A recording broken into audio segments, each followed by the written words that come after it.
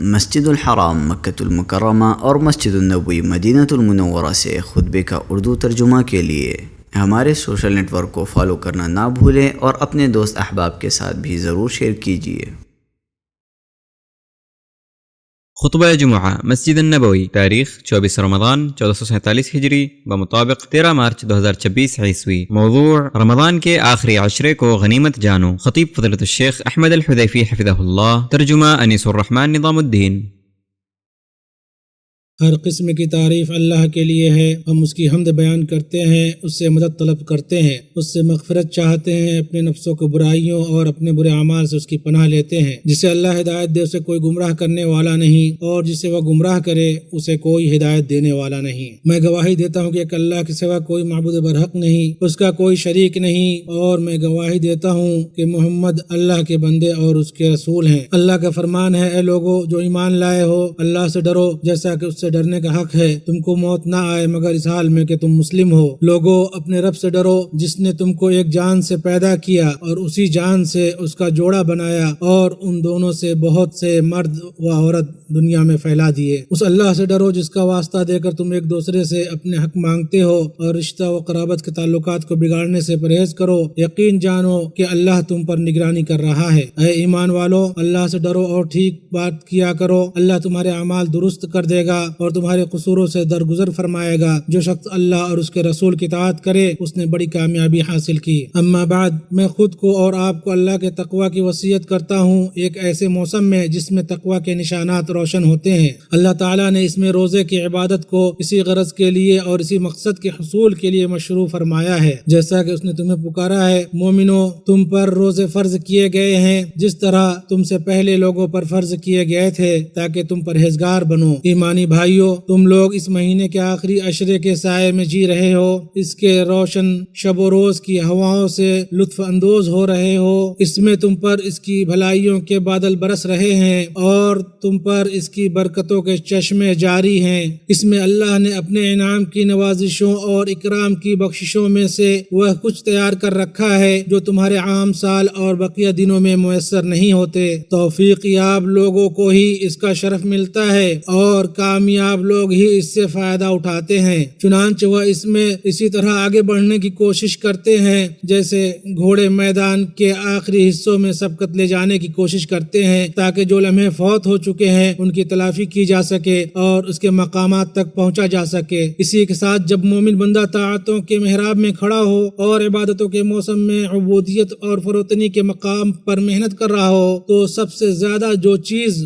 مومن کے لیے ضروری ہے وہ یہ کہ وہ اپنے دل کے ساتھ دو عظیم زاویے سے غور و فکر کرے جن کا اس کے عمل کی درستی، رب کی طاعت پر استقامت اور اس کی بندگی کی ظاہری و باطنی تکمیل میں روشن اور عظیم اثر ہے۔ پہلا زاویہ فکر یہ ہے کہ وہ اپنے عمل کے مقصد و باعث کو درست کرے، اپنی نیت کو خالص رکھے کہ ایک اللہ وحدہ کی فرما برداری و طاعت میں اس کی بندگی کی تکمیل کرنی ہے، اور اس معنی کو اپنے دل میں ہمیشہ تازہ رکھے کیونکہ دل اعمال کا مدار اور تمام احوال کا محور ہے۔ اسی لیے اللہ کے نبی صلی اللہ علیہ وسلم نے رمضان میں ظاہری اعمال جیسے صیام و قیام کے ثواب کو دل میں پیوست ایمان کے معانی اور اللہ کے ساتھ صدق کے ساتھ جوڑا ہے۔ ابو ہریرہ رضی اللہ عنہ سے روایت ہے کہ نبی صلی اللہ علیہ وسلم نے فرمایا، جس نے ایمان کی حالت اور ثواب کی نیت سے لیلۃ القدر میں قیام کیا اس کے پچھلے گناہ بخش دیے گئے، اور جس نے ایمان کی حالت اور ثواب کی نیت سے رمضان کے روزے رکھے اس کے پچھلے گناہ بخش دیے گئے۔ اور ابو ہریرہ رضی اللہ عنہ سے ہی مروی ہے کہ نبی صلی اللہ علیہ وسلم نے فرمایا، جس نے ایمان کی حالت اور ثواب کی نیت سے رمضان میں قیام کیا اس کے پچھلے گناہ بخش دیے گئے۔ ان سب میں عبودیت کی راز اور حکمت یعنی ایمان، احتساب، رضا الہی کا حصول اور اس کے لیے عمل کو خالص کرنے کی تاکید ہے۔ دوسرا زاویہ فکر یہ ہے کہ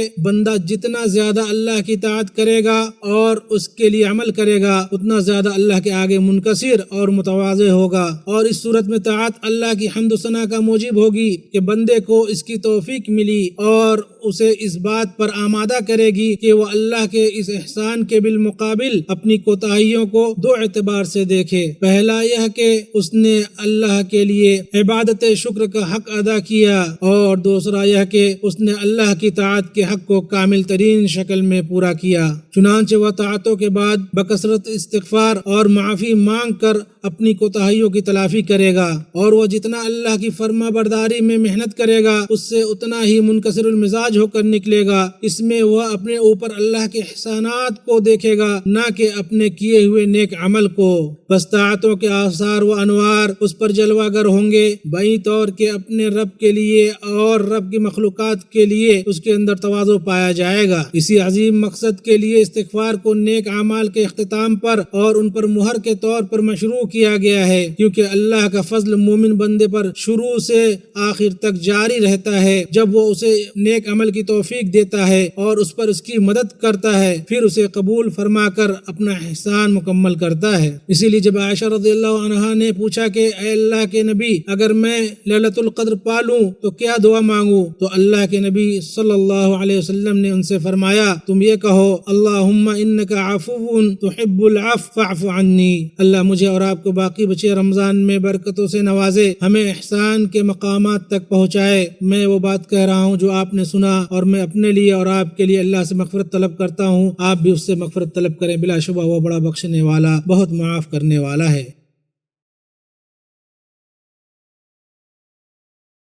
تمام تعریف اللہ کے لیے ہے، اس کی تعریف کرنا بھی اس کی نوازش ہے، اور اس کی نعمتوں پر شکر گزاری بھی اس کی ایک نعمت ہے۔ میں اس شخص کی طرح اللہ کی حمد بیان کرتا ہوں جو اس کی نعمتوں کو کم حق پہچاننے والا ہے اور اس کی حمد و ثنا کو شمار کرنے سے عاجز ہونے کا معترف ہے۔ اس شخص کی حمد جیسی جو ہر وقت اللہ کا محتاج ہے اور اسی کے سبب دوسروں سے بے نیاز ہے۔ میں گواہی دیتا ہوں کہ ایک اللہ کے سوا کوئی معبود برحق نہیں، اس کا کوئی شریک نہیں۔ وہ اپنی الوہیت، ربوبیت اور اسماء و صفات میں کامل ہے، اور مکمل ترین درود اور پاکیزہ ترین سلام ہو اس کے برگزیدہ مخلوق رسولوں کے سردار اور خاتم الانبیاء پر۔ اللہ درود نازل فرمائے آپ پر، آپ کے آل و اصحاب پر جو ہدایت کے چراغ اور آسمان ہدایت کے ستارے ہیں، اور ان لوگوں پر جو اچھی طرح ان کی پیروی کرے جب تک بادل پانی برسائے اور بارش اپنی بوچھار کرے۔ اما بعد، امت اسلامیہ، تمہارے اس ماہ معزز کی روانگی کی گھڑیاں قریب آ گئی ہیں۔ اس کی شام کا سورج ڈھلنے والا ہے، لہذا ابتدا کی کوتاہیوں کو اختتام کی خوبیوں سے پورا کرو، ان اوقات سے بھرپور فائدہ اٹھاؤ، نیکیوں کے میدانوں میں سبقت کرو،